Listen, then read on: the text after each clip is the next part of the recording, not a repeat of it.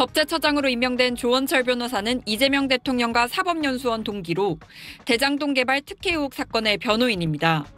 대통령실은 적극적 법률 해석을 통해 일하는 정부를 만들겠다는 대통령의 의지를 잘 반영할 것이라고 조 변호사를 발탁한 이유를 전했습니다. 하지만 지난 2022년 민주당은 사적 변호인을 공직에 기용한다며 이완규 변호사의 법제처장 임명을 비판한 바 있습니다. 거버먼트 어토니 경험을 운운하면서 프라이빗 어토니를 준용하고 있습니다. 윤 대통령의 과거 감찰 징계 대리인인 이완규 전 검사가 법제처장에 올라서고 이 대통령 사건의 변호인이 내각과 대통령 참모로 기용된 건 이번이 5번째입니다.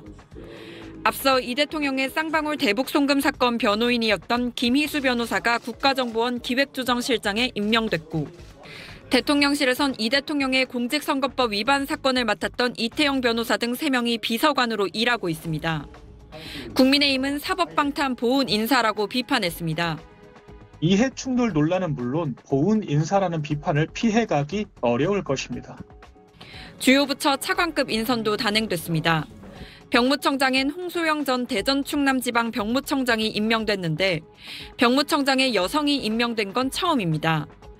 교육부 차관은 최은옥 전 교육부 고등교육정책실장, 과학기술정보통신부 1차관은 구혁채 과기부 기조실장, 국가보훈부 차관은 강윤진 보훈부 보훈단체 협력관, 국토교통부 2차관은 강의업 대도시권 광역교통위원장이 각각 이름을 올렸습니다. SBS 박예린입니다. 이재명 대통령이 한덕수 전 총리가 지명한 이완규, 함상훈 헌법재판관 후보자에 대한 지명을 철회한 데 이어 대통령실이 새 헌법재판관 후보군 물색에 들어갔습니다. 후보군은 오영준 서울고등법원 부장판사, 위광하 서울고등법원 판사, 이승엽 변호사 등인데 이 대통령은 검증을 거쳐 최종 2명의 후보자를 결정할 예정입니다. 야권은 이 가운데 이승엽 변호사의 이력을 문제 삼았습니다. 판사 출신인 이 변호사는 이 대통령의 공직선거법 위반 혐의 사건, 위증교사 혐의 사건, 쌍방울 대북송금 의혹 사건 등의 변호를 맡았습니다. 국민의힘 나경원 의원은 잠재적 유죄 판결까지도 헌재를 통해 뒤집으려는 사법보험을 들겠다는 노골적 의도라고 주장했고 주진우 의원도 낯간지러운 보훈 인사이자 명백한 이해충돌로 즉각 철회해야 맞다고 공세를 폈습니다. 이에 대통령실 관계자는 이들이 후보군에 들어있는 것은 맞다면서도 이해충돌 지적에 대해선 이해가 되지 않는다고 반박했습니다. 이 대통령 사건을 맡은 분들은 공직에 나가면 안 된다는 취지인 건지 어떤 부분에 충돌이 된다는 것인지 이해를 못했다고 했습니다. 이 변호사의 한 지인은 이 변호사가 헌법재판관 후보자 지명을 고사하고 있다고 전했고 대통령실은 후보군에 대한 의견을 계속 듣고 있다고 덧붙였습니다. SBS 한소희입니다. 시작하겠습니다. 대통령 비서실장 강훈식입니다. 이재명 대통령은 오늘 헌법재판소장 후보자와 헌법재판관 후보자 그리고 국세청장 후보자를 지명하셨습니다. 먼저 헌법재판소 재판관 겸 헌법재판소장 후보자는 김상환 전 대법관입니다. 김상환 후보자는 헌법재판소 헌법연구관과 대법관을 역임한 법관 출신으로 헌법과 법률 이론에 해박한 것으로 정평이 나 있습니다. 우리 사회에 대한 깊이 있는 이해를 바탕으로 헌법 해석에 통찰력을 더해줄 적임자입니다.